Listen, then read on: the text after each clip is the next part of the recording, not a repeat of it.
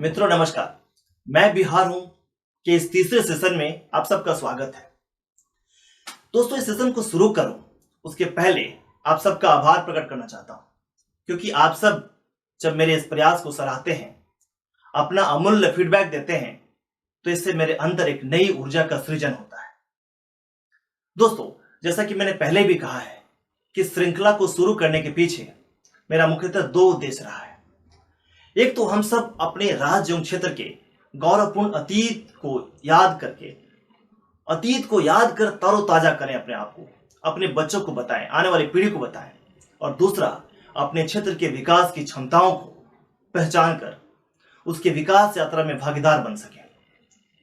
साथ ही साथ अपने जनप्रतिनिधियों एवं सरकारों को विकास के मार्ग में आने वाले बाधाओं को दूर करने के लिए दबाव बना सकें।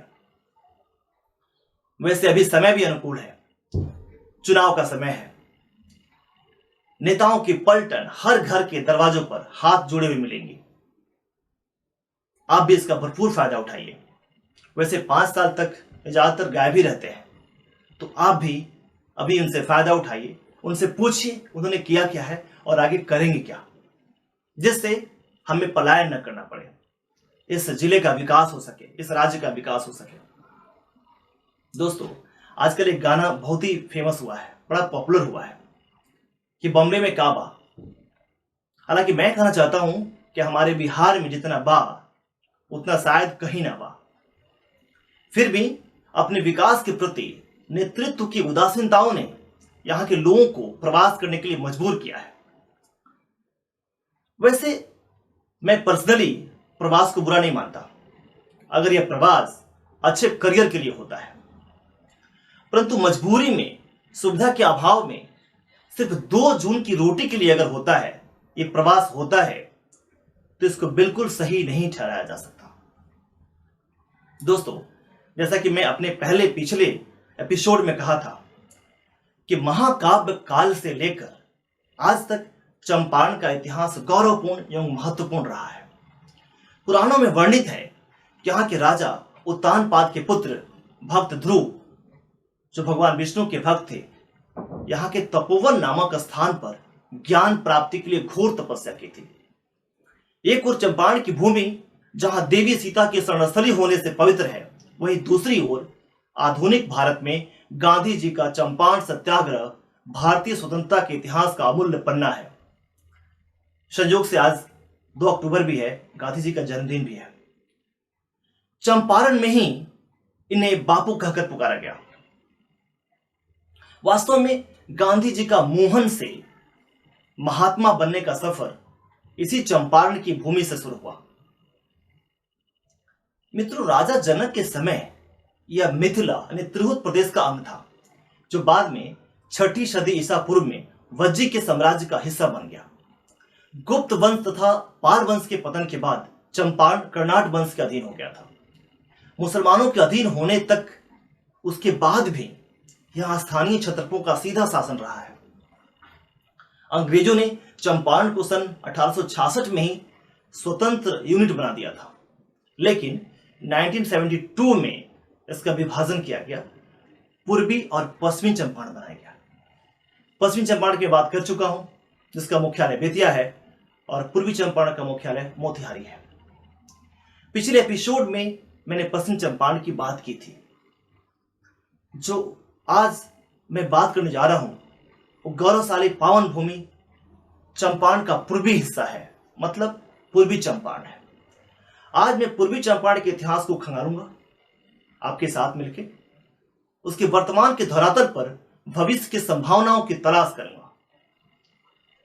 दोस्तों, पश्चिमोत्तर बिहार में स्थित 3969 वर्ग किलोमीटर क्षेत्रफल वाला यह भोजपुरी भाषी पूर्वी चंपारण जिला बिहार की राजधानी पटना से लगभग 170 किलोमीटर दूर है और नेपाल की सीमा से लगा हुआ है।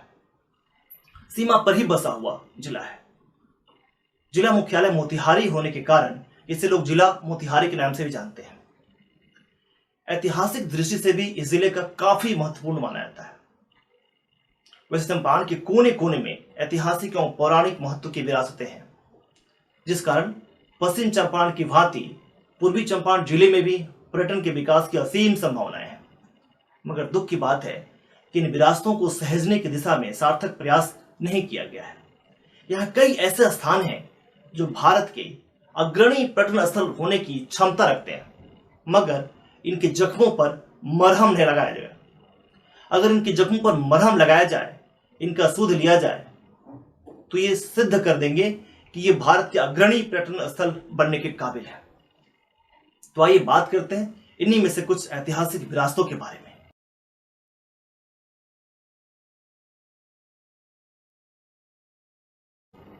दोस्तों, सबसे पहले मैं सीताकुंड की बात कर रहा हूं। जैसा कि आप सब जानते हैं कि पश्चिम चंपारण का वाल्मीकि नगर देवी सीता की शरणस्थली रही है, जहां महर्षि वाल्मीकि का आश्रम था, जिन्होंने रामायण की रचना की थी। तो सीताकुंड धाम पूर्वी चंपारण में पीपरा रेलवे स्टेशन एवं NH-28 से 2 किलोमीटर उत्तर, जिला मुख्यालय मोतिहारी से 22 किलोमीटर पूर्व दिशा में स्थित है, जिसकी व्याख्या वाल्मीकि रामायण के साथ साथ तुलसीदास जी के रामचरितमानस में ही मिलता है। यह पवित्र स्थान लगभग 12 फीट ऊंचे टीलानुमा स्थान पर करीब 20 एकड़ के विशाल भूखंड में फैला हुआ है। यहाँ एक बड़ा तालाब भी है। यहाँ के अवशेष प्राचीन मूर्तियों सहित पवित्र कुंड इसके ऐतिहासिक महत्व को दर्शाते हैं। माना जाता है कि भगवान राम के विवाह के पश्चात जनकपुर से लौटती हुई बारात ने एक रात्रि का विश्राम यहाँ किया था। उस समय यहाँ पर एक कुंड खोदा गया था, जिसने पृथ्वी के अंदर से 7 अथाह गहराई वाले कुएं मिले थे, जिसका पानी कभी कम नहीं होता है, और वो आज भी है।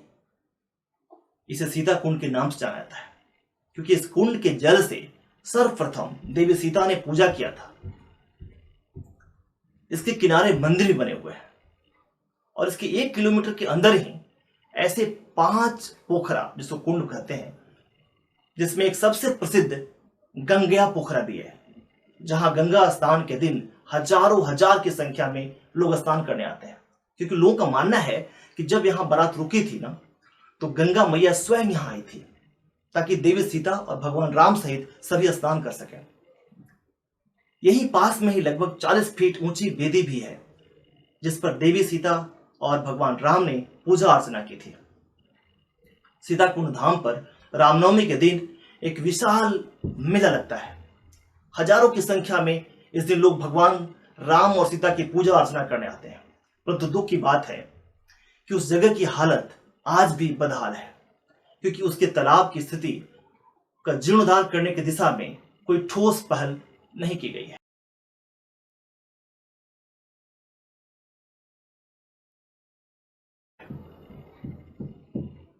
अब मैं बात करता हूं भगवान शिव का प्रसिद्ध सोमेश्वर मंदिर, जो अरेराज में है। जी हाँ, मोतिहारी शहर से लगभग 28 किलोमीटर दूर दक्षिण पश्चिम में अरेराज एक जगह है। यहीं पर भगवान शिव का अति प्राचीन प्रसिद्ध मंदिर सोमेश्वर शिव मंदिर है। कहा जाता है कि यहां पर भगवान के लिंग का स्वयं उत्पत्ति हुई थी। श्रावणी मेला, जो जुलाई अगस्त के समय होता है लगभग, के समय केवल मोतिहारी के आसपास से ही नहीं, पर नेपाल से भी हजारों की संख्या में भक्तगण भगवान शिव पर जल चढ़ाने आते हैं। वैसे यहाँ पूरे साल भक्तों की भीड़ होती है। हालांकि इस शहर का भी उस तरह से विकास नहीं हुआ है ताकि ये एक तीर्थ स्थल के रूप में विकसित हो सके।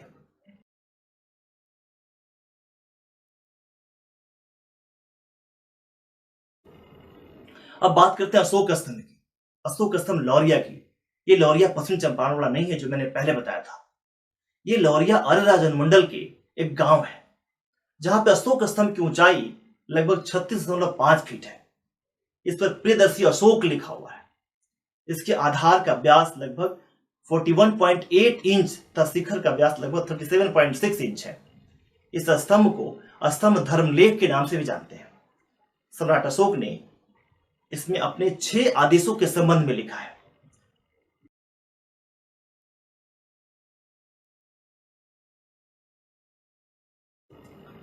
अब मैं बात करता हूं केसरिया के बौद्ध स्तूप का। मोतिहारी से 35 किलोमीटर दूर साहेबगंज चकिया मार्ग पर लाल छपरा चौक के पास यह जगह अवस्थित है।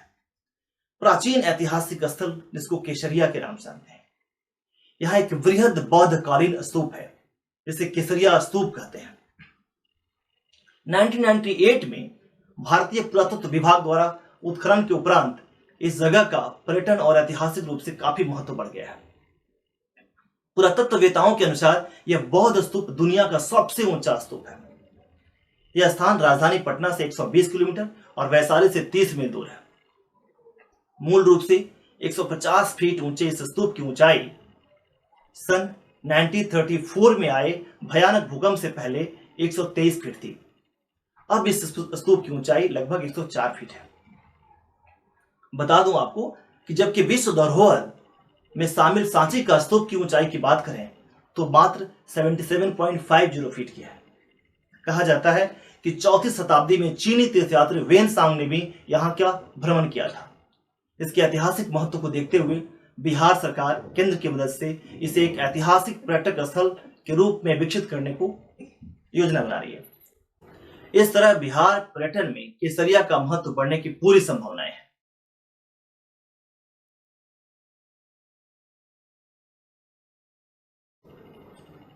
दोस्तों, जिला मुख्यालय मोतिहारी भी अपने आप में कम नहीं है। इसमें भी पूरी संभावनाएं हैं एक पर्यटन स्थल बनने की। यहाँ कई खूबसूरत जगह हैं। जैसे मोती झील की बात करें, मोती झील मोतिहारी शहर को 2 हिस्सों में बांटती है। यह झील में न सिर्फ मोतिहारी की सुंदरता में 4 चांद लगाने की क्षमता है, बल्कि पर्यटकों को आकर्षण करने की भी असीम क्षमता है। यहाँ शहर के बीचों बीच नौका विहार करने का अद्भुत आनंद उठाया जा सकता है। परंतु पता नहीं यहाँ के जनप्रतिनिधि किन दिनों की इंतजार में बैठे हुए हैं। आज गंदगी एवं अतिक्रमण का शिकार यह मोती झील, इस पर बने पुल पर आते जाते हर व्यक्ति को उम्मीद भरे निगाहों से निहारता रहता है कि कब इसके भाग खुलेंगे और कब यह इस मोतिहारी के विकास में अपनी भूमिका दर्ज करा पाएगा।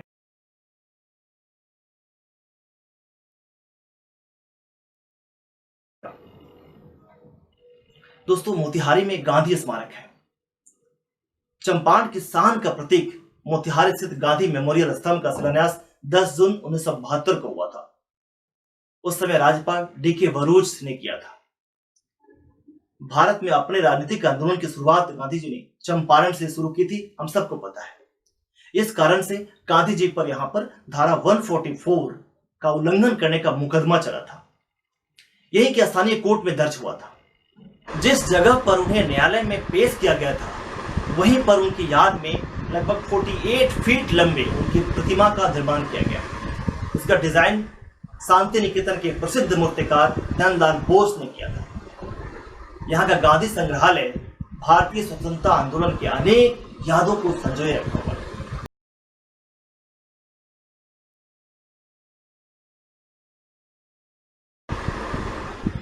एक और स्थान है बड़ा इंपॉर्टेंट, उसकी मैं बात कर रहा हूं, जॉर्ज ऑरवेल स्मारक। दोस्तों, 20वीं शताब्दी के सबसे मशहूर लेखकों में और कई प्रसिद्ध किताबों के लेखक जॉर्ज ऑरवेल का जन्म स्थान है। ये एनिमल फार्म, बर्मिज डेज और हैंगिंग जैसी महान कृतियों के रचयिता जॉर्ज ऑरवेल का जन्म यहीं पे सन 1903 में हुआ था। उनके पिता रिचर्ड वाल्मस्ले ब्लेयर बिहार में अफीम खेती से संबंधित विभाग में उच्च अधिकारी थे। मोतिहारी शहर से ऑरवेल का जीवन से जुड़े तारों के बारे में हाल तक लोगों को पता ही नहीं था, लोग अनभिज्ञ थे। वर्ष 2003 में ऑरवेल के जीवन में इस शहर की भूमिका तब जाहिर हुई जब देश विदेशी पत्रकारों का एक जत्था जॉर्ज ऑरवेल की जन्म शताब्दी के अवसर पर यहाँ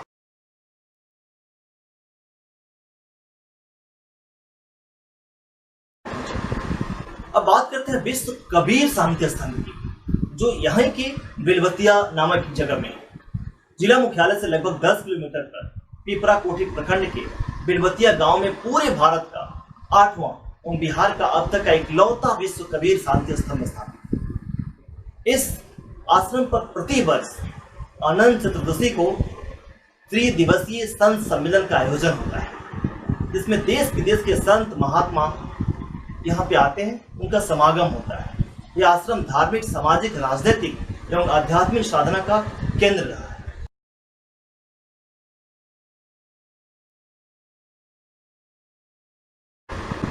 मित्रों, अब मैं बात करता हूं एक ऐतिहासिक घटना की, जिसे हम सुगौली संधि के नाम से जानते हैं। सुगौली संधि भारतीय इतिहास का वो पन्ना है जिसके साथ इतिहासकारों ने भी अन्याय किया है। अगर मैं अन्याय न कहूं, अगर अन्याय कहना ज्यादा होगा तो मैं उन पर अनदेखी का इल्जाम तो लगा ही सकता। यह नेपाल के राज एवं अंग्रेजों के बीच की वो लड़ाई थी जिसे संधि के रूप में इतिहास में दर्ज किया गया है। सुगौली संधि के अस्तित्व में आने तक पूरब में दार्जिलिंग और तिस्ता, दक्षिण पश्चिम में नैनीताल और पश्चिम में कुमाऊं राजशाही, गढ़वाल राजशाही और बासर जैसे क्षेत्र नेपाल के अधीन आया करते थे। इन क्षेत्रों पर नेपाल ने पिछले लगभग 25 वर्षों के दौरान विजय प्राप्त की थी, जिन्हें संधि के बाद भारत को वापस लौटाया गया। 1816 में सुगौली में संधि हुई थी। साथ ही भारत नेपाल सीमा का निर्धारण भी हुआ था। इस जंग में मारे गए सैनिकों की समाधि सुगौली में बनाई गई। साथ ही संधि की याद में एक पंचमुखी शिव मंदिर की स्थापना भी किया गया। दोनों स्थलों का विकास अभी तक ठीक प्रकार से नहीं हुआ है। यहाँ तक कि वर्तमान पीढ़ी इस बात से अनभिज्ञ भी है, उन्हें पता भी नहीं है इस घटने के बारे में। दोस्तों, तो ये रहा पर्यटन की असीम संभावनाओं की बात जो इस जिले में है, इस जिले की क्षमता है। आइए अब बात करते हैं कृषि, व्यापार एवं उद्योग संबंधी संभावनाओं की। मित्रों, कृषि की संभावनाओं की बात करें तो इस जिले की मिट्टी गंडक, सिकरहना और उसके सहायक नदियों के कारण बहुत ही उपजाऊ है और वर्तमान में यहाँ के लोगों के जीवन का मुख्य आधार भी कृषि एवं गृह उद्योग ही है।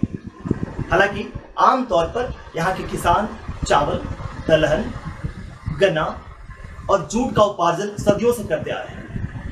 उत्तम कोटि के बासमती चावल तथा गन्ने के उत्पादन में इस जिले का हमेशा से नाम रहा है, प्रसिद्धि रही है। मोतिहारी एवं सुगौली में चीनी मिल भी है, जहां गुड़ और चीनी बनाने का काम होता है। मैं लीची की बात करूं तो पूर्वी चंपारण हाल के वर्षों में लीची उत्पादन में अव्वल रहा है।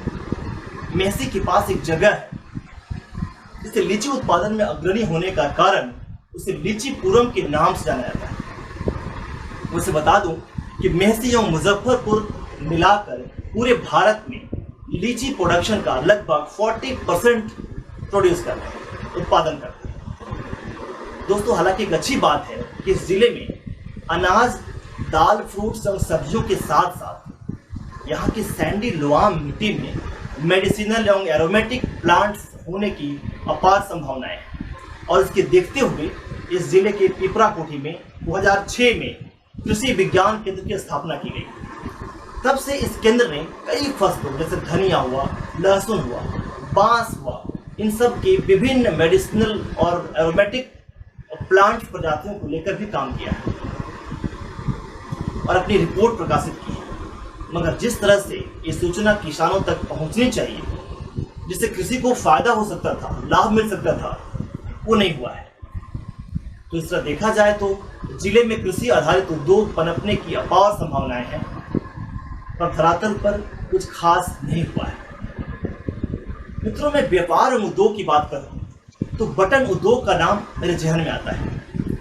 बटन उद्योग की संभावनाओं की अगर बात करें तो बता दूं आपको कि आज़ादी के पहले से ही पूर्वी चंपारण का मेहसी अपने सिर्फ बटन उद्योग के लिए पूरे भारत में ही नहीं विश्व में प्रसिद्ध रहा है।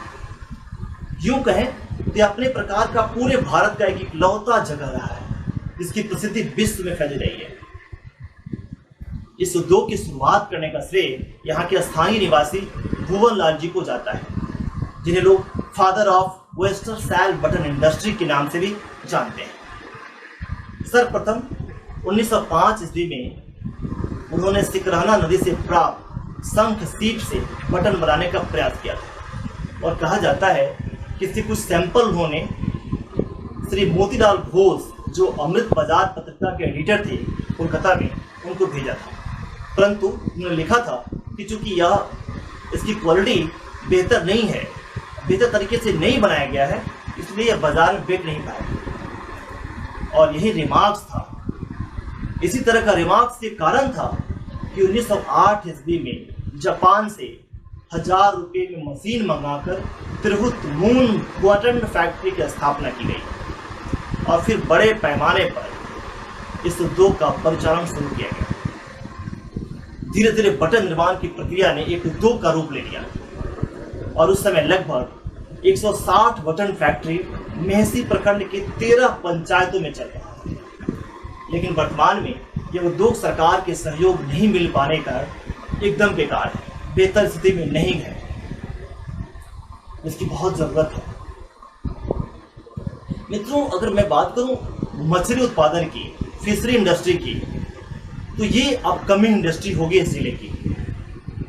यह उद्योग इस जिले का अपकमिंग इंडस्ट्री में से एक कहा सकता है। कारण है कि इस जिले में बड़ी संख्या में नदियां, झीलें, तालाब मिल जाएंगे आप, और इनके मिलने से इस उद्योग के विकास की बहुत अधिक संभावनाएं हैं। एक एस्टिमेट के अनुसार लगभग 823 सरकारी टैंक्स हैं यहाँ पे और 161 प्राइवेट टैंक्स हैं। लगभग 1920 एकड़ एरिया कवर करते हैं ये। इसके अलावा 28 लेक्स हैं जिसको यहाँ मन कहते हैं। इन झीलों को मन के नाम से जाना जाता है, जिनका एरिया लगभग 7486 एकड़ है। इतने संसाधन के बावजूद यहाँ इंटीग्रेटेड एफर्ट्स नहीं किया गया है, जिससे कारण फिशरी इंडस्ट्री के डेवलपमेंट का पोटेंशियल का एक्सप्लॉइट यहाँ पे नहीं किया जा सका है, उसका फायदा नहीं लिया जा सका है। एक रिपोर्ट के अनुसार यहाँ की फिश प्रोडक्शन की ईयरली कैपेसिटी लगभग 2500 मीट्रिक टन की है, जिसकी कीमत लगभग 25 करोड़ का होगा। दोस्तों, इसके अलावा अगर बात करें तो रस्सी, चटाई या बम्बू क्राफ्ट के लिए भी यहाँ बहुत अनुकूल वातावरण है। कृषि विज्ञान केंद्र पिपरा कोठी के वैज्ञानिकों ने बांस के प्रजातियों पर बहुत काम किया है, जो विभिन्न उद्योगों के लिए उपयुक्त हो सकती है। वैसे बांस एक ऐसा पौधा है जो जिंदगी की शुरुआत से अंत तक काम होता है। बच्चे के जन्म के समय पालना के रूप में, तो मौत के समय आप समझ सकते हैं, वहां तक इसका प्रयोग होता है। हम लोगों ने अपने गांव में बांस के बड़े बड़े बागीचे देखे थे, बड़ी संख्या में बांसों को देखा है, परंतु आज जाके वहां देखिए, जानकारी के अभाव में बांस वहां खत्म होता जा रहा है, क्योंकि उसका महत्व ही नहीं रहा वहां पे। दोस्तों, बांस का प्रयोग अच्छे फर्नीचर के लिए भी किया जा सकता है। कागज उद्योग में तो होता ही रहा है। बम्बू क्राफ्ट बनाने में बहुत उपयोग है बांस का। आजकल तो बांस का बना हुआ इको फ्रेंडली वाटर बोतल एवं लंच बॉक्स भी आपको देखने को मिल जाएगा। मित्रों, आप बात कर लेते हैं आवागमन की, ट्रांसपोर्टेशन की। तो मैं ये कहना चाहूँगा कि जिला राष्ट्रीय राजमार्ग और रेल मार्गों के माध्यम से बिहार के अन्य शहरों से, देश के अन्य हिस्सों से जुड़ा हुआ है। देश के अन्य भागों के लिए यहाँ से नियमित ट्रेनें भी हैं। जिला मुख्यालय मोतिहारी का निकटतम अगर हवाई अड्डा की बात करें तो पटना है, जो लगभग 150 किलोमीटर है। हालांकि मोतिहारी से मात्र 70 किलोमीटर तथा सीमा से सटे शहर रक्सौल से मात्र 20 किलोमीटर की दूरी पर नेपाल का अपना एक एयरपोर्ट है, जहां से काठमांडू आसानी से जा सकते हैं आप। रक्सौल भारत नेपाल सीमा पर स्थित एक शहर है। इसके पास ही नेपाल का एक वीरगंज जगह है, जो नेपाल के सबसे बड़े औद्योगिक शहरों में से एक है। वीरगंज रेलवे स्टेशन नेपाल सरकार रेलवे मतलब एनजीआर से भारत की सीमा के पार रक्सौल स्टेशन से जुड़ा हुआ है।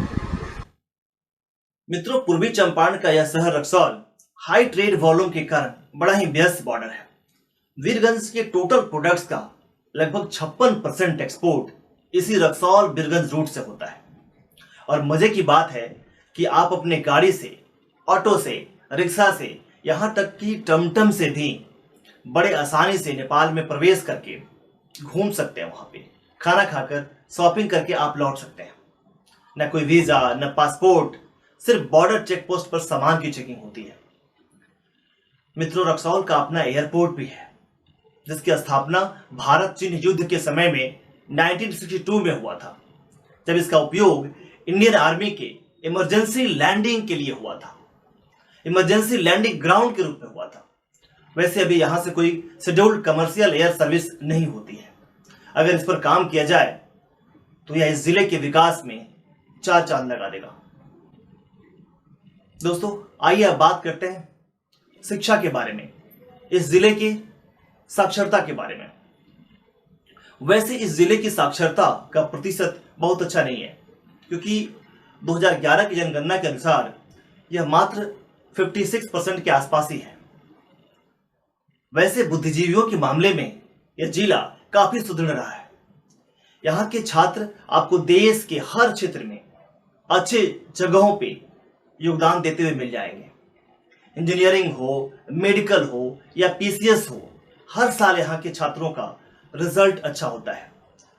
स्वाधीनता संग्राम में सक्रिय क्रांतिकारी एवं हिंदी के एक बहुत ही सुप्रसिद्ध कवि, उपन्यासकार और पत्रकार श्री रमेश चंद्र झा जी इसी जिले के छपवा के पास एक फुलवरिया गांव है, वहां के थे, जिनकी कविताओं, कहानियों और गजलों में जहां एक तरफ देशभक्ति और राष्ट्रीयता का स्वर है, तो वही दूसरी तरफ मानव मूल्यों पर जीवन के संघर्षों की भी अभिव्यक्ति है।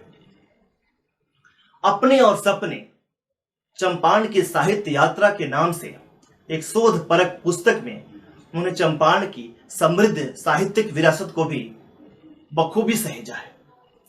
यह पुस्तक न केवल पूर्वजों के साहित्यिक कार्यों को उजागर करता है, बल्कि आने वाले संभावित साहित्यिक पीढ़ी की भी चर्चा करता है।